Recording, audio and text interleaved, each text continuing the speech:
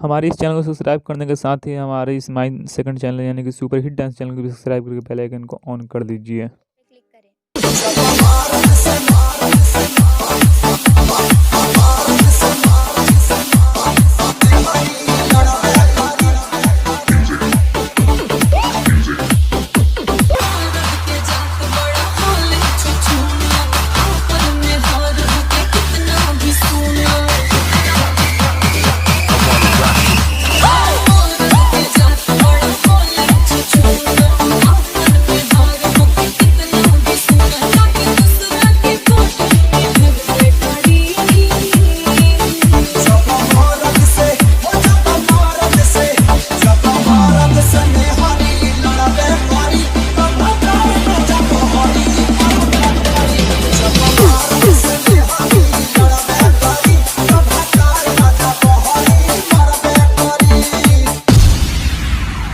Let the bass kick.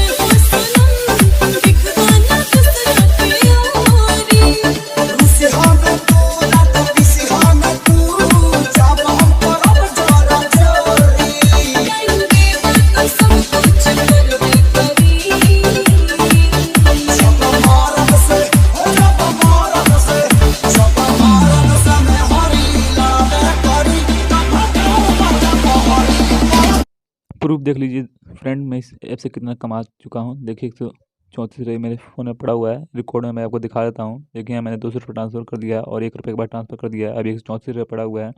ये मेरा Paytm number है। इससे आप देखिए लिखो और कमाओ 150 रुपये। अगर आपका ऐप अच्छा लगे तो इसको डाउनलोड करने के लिए नीचे मैं डिस्क्रिप्शन बॉक्स में लिंक दे दूँगा, वहाँ से आप डाउनलोड कर पैसा आप कमा सकते हैं। आपको डाउनलोड करते ही 25 रुपये मिल जाएगा और मेरा रेफर कोड डाल लीजिएगा 00MC2, तो आपको 25 रुपये और मिल जाएगा। नीचे मेरा रेफर कोड दिया हुआ है। डाउनलोड करके पैसे कमाओ और मज़े उठाओ।